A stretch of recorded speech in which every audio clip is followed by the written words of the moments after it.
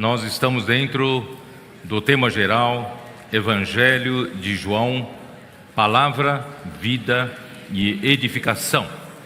E a mensagem de número 23 tem por título: O pão que desceu do céu dá vida ao mundo. A leitura da Bíblia, João, capítulo 6, versículo de 16 até 40. Nós estamos recebendo esse final de semana os capitães das tropas. Talvez quem nos visita não está entendendo nada, né? Nós estamos aqui, mais de 200 capitães de todas as regiões do Brasil, da América do Sul. Vieram, né, os irmãos, os jovens maduros, líderes da Colômbia, Equador, da Bolívia, Paraguai, que sempre esquecido, né? E que mais? Argentina e várias regiões do Brasil, e também mais de 50, né, adolescentes que acompanharam esses 3 dias de sexta-feira até o dia de hoje. Só para todos vocês saberem o que aconteceu, né, nesse final de semana, foram grandes acontecimentos, coisas que mudarão o nosso futuro, né? Então, só para a audiência entender que são capitães, né, que são as tropas, queremos dizer para vocês que o Senhor, a partir de 2020, quando Ele revelou a palavra de Salmos 110, versículo 3, que disse que o teu povo, né, assim diz esse salmo, vou ler na versão King James atualizada, né, o teu povo, né, se apresentará generoso, e como gotas do orvalho, eu vou, né, simplificar, como gotas do orvalho, né, na aurora, né, no seio da aurora, né, virão os teus exércitos de jovens santos. Isso quer dizer o quê? Quer dizer que no momento do início da volta do Senhor, que é a aurora, porque a volta do Senhor será, o Senhor Jesus virá como a estrela da manhã. E nós sabemos que nós estamos, os cristãos todos sabem que nós vivemos numa noite de trevas ainda, né? A estrela da manhã ainda não apareceu, né? A alva ainda não apareceu, o raiar do dia está começando, né? A aurora está começando, mas quando a aurora começa, o início, poucos conhecem, poucos sabem desse início da aurora. Somente, né, quem é especialista sabe o momento que inicia-se a aurora. E o Senhor, né, Deus Pai, prometeu ao Filho, né, em Salmos capítulo 2. Vocês querem ler? Vamos ler, vai. Senão fica tudo no ar, né? Salmos capítulo 2. Senhor Jesus. Salmos capítulo 2, versículo... Aqui, versículo 1 mostra que as nações estão debaixo do governo do inimigo de Deus, que controla, né, os governos desse mundo, as nações desse mundo, e sob a liderança do diabo, Satanás, ele lidera uma rebelião contra Deus e faz com que as nações se voltem contra Deus. Vocês podem ter certeza que de hoje até o final dos tempos, né, o sentimento anti-Deus só vai aumentar, o sentimento anti a palavra de Deus, contra a palavra de Deus, contra Cristo, o seu ungido, né, só vai aumentar para o final dos tempos. Por isso aqui já está prevendo alguma coisa. Salmos capítulo 2, versículo 1 diz assim: porque se enfurecem os gentios, né? Os gentios aqui são as nações, né? E os povos imaginam coisas vãs. Os reis da terra daqui são os governantes, os líderes, né, das nações. Os reis da terra se levantam e os príncipes conspiram contra o Senhor e contra o seu ungido, dizendo: rompamos os seus laços e sacudamos de nós as suas algemas. Quer dizer, Satanás faz com que as nações, né, queiram cada vez mais se libertar de qualquer laço, qualquer conexão com Deus, para eles, né, para os líderes terem mais liberdade de fazer as coisas totalmente fora, né, dos princípios da palavra de Deus, princípio de Deus. Aí no versículo 5 diz assim: na sua ira a seu tempo lhes há de falar, no seu furor os confundirá. Aí no versículo 6 diz: eu, porém, constituí o meu rei sobre o meu santo monte Sião, proclamarei o decreto do Senhor. Ele me disse: tu és meu filho, eu hoje te gerei. Quer dizer, aqui mostra que Deus Pai, Ele não escolheu a Lúcifer, que mais tarde se rebelou contra Deus por não ter sido o escolhido, né? Então aqui ficou claro que Deus Pai escolheu a Cristo. Deus Pai escolheu o seu Filho, né, para ser rei sobre o seu monte Sião. Eu, porém, constituí o meu rei sobre o meu santo monte Sião, proclamarei o decreto do Senhor. Eis, ele me disse: tu és meu filho, eu hoje te gerei. Jesus Cristo, ele se encarnou, se tornou um homem. Ele é filho de Deus, mas ele se tornou um homem, e como homem ele viveu aqui na terra uma vida totalmente, né, justa, totalmente segundo a vontade de Deus. Morreu pelos nossos pecados, mas Deus o ressuscitou, e na ressurreição Deus fez aquele homem Jesus o Filho de Deus. Ele já era filho unigênito de Deus na eternidade, o único Filho de Deus, mas aqui no tempo ele morreu por nós, ele ressuscitou, e na sua ressurreição Deus então o gerou como filho primogênito. Por que primogênito? Porque Deus geraria os muitos outros homens que crescem em Jesus, se tornariam os muitos filhos de Deus. Então ele é o primeiro filho de Deus, e nós somos os muitos filhos de Deus, somos os muitos irmãos que seguirão o seu caminho, né, para a glória de Deus, tá?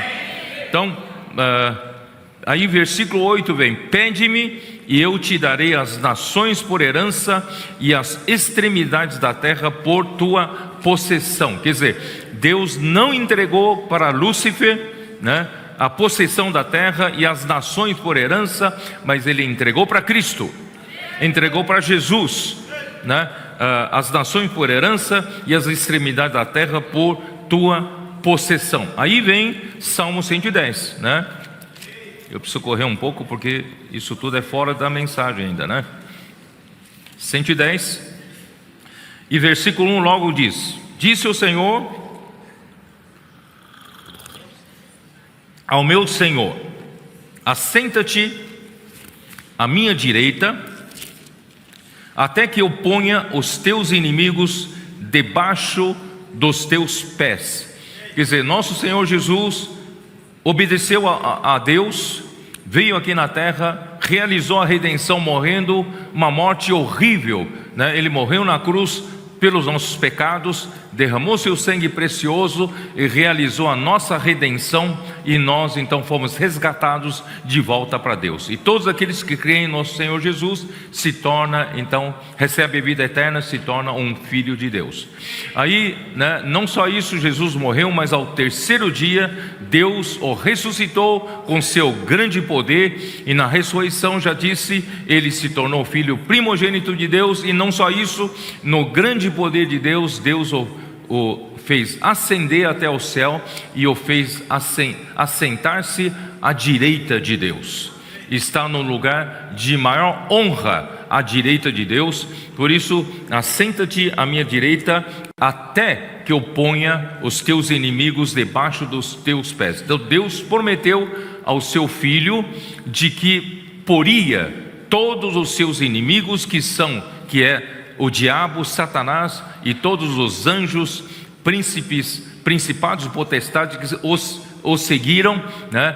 Que são os inimigos de Cristo, né? Deus Pai então prometeu colocar todos os seus inimigos debaixo dos seus pés. Aí no versículo 2: o Senhor enviará de Sião o cetro do seu, dizendo: domina entre os teus inimigos. Então Deus Pai promete para o Filho que vai colocar o domínio sobre os seus ombros, ele vai dominar, vai reinar sobre os seus inimigos. Agora, como vai fazer isso? Como Deus vai fazer isso se Cristo hoje está sentado no céu? Graças a Deus, irmãos, Ele tem a sua igreja aqui na terra. Aí no versículo 3 diz assim: apresentar-se-á voluntariamente o teu povo, tá? O teu povo no dia do teu poder, com santos ornamentos, como orvalho emergindo da aurora, serão os teus jovens, né? Como Deus vai fazer com que Cristo domine sobre os seus inimigos? Como vai colocar os inimigos de Cristo debaixo dos seus pés? Ele vai contar com a sua igreja, e ele conta com os jovens santos. E eu vou ler na versão King James atualizada, esse versículo 3 diz assim: teu povo se apresentará generoso no dia da convocação, nos montes santos, mais numerosos do que gotas de orvalho no seio da aurora. Tu terás teus exércitos de jovens santos. Então, irmãos, no final dos tempos, e nós estamos no final dos tempos. Quem acredita nisso?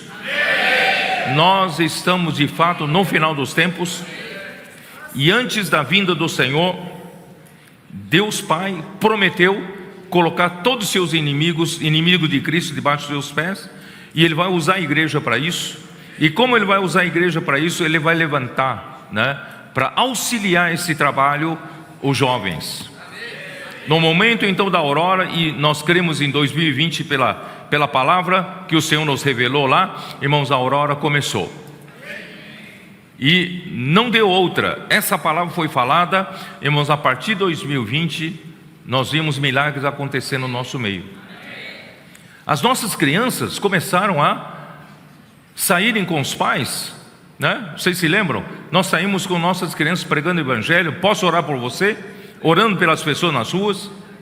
E as nossas crianças começaram a querer orar, né? Sair, né? Pai, eu posso também sair, orar pelas pessoas? Olha, aí dali a pouco foi se contagiando o quê? Os pré-adolescentes.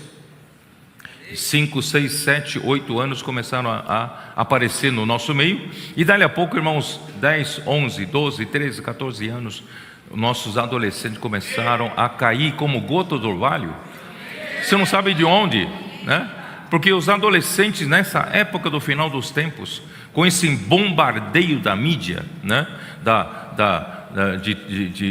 Esse bombardeio em que, né, leva os nossos adolescentes a sucumbirem, né, na ideologia perniciosa que está se divulgando por aí.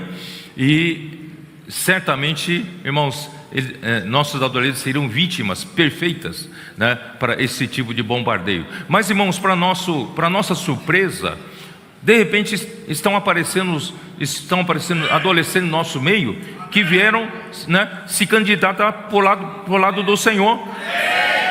Os nossos adolescentes começaram a amar a palavra do Senhor, começaram a fazer imersão na palavra do Senhor, começaram a fazer grito de guerra, e eles estão formando um exército fabuloso, né? Eles estão fazendo imersão, estão fazendo transcrição. Claro, eu vou ter que simplificar porque não tenho tempo para falar sobre isso.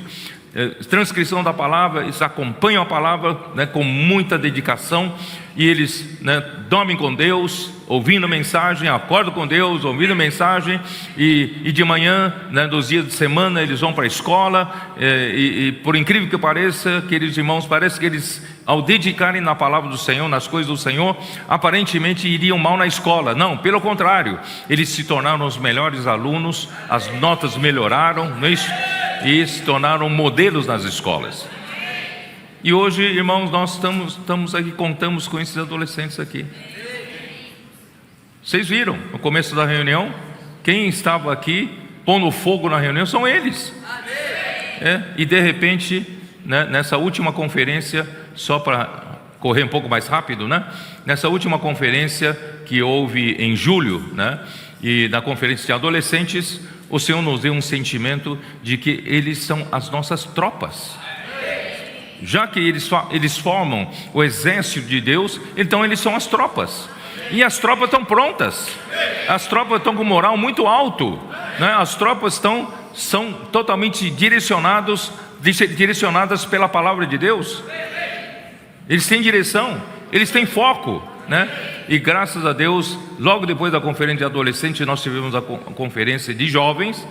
E na conferência de jovens, né, os responsáveis pela conferência de jovens me procuraram e perguntaram: Pedro, como é que nós fazemos? Já que as tropas estão aí, né, a 1000 por hora, e agora os nossos jovens vão o que nós vamos fazer com eles, né? Aí eu mostrei aqui, ó, primeiro livro de Crônicas, capítulo 11, né? Capítulo 11, e eu falei para eles que quando Davi, né, Deus ungiu Davi rei, né, do povo de Israel, e ele ainda estava fugindo do rei Saul, certo? E Deus já havia ungido Davi. Então Davi precisava de um exército para formar o seu reino, né, para governar sobre a nação de Israel. Então, como começou o reino de Davi, né? Capítulo 11, versículo de 1 Crônicas, versículo 10. São estes os principais valentes de Davi, que o apoiaram valorosamente no seu reino, com todo o Israel, para o fazerem rei, segundo a palavra do Senhor, no tocante a esse povo. Irmãos, o Senhor deu valentes para Davi.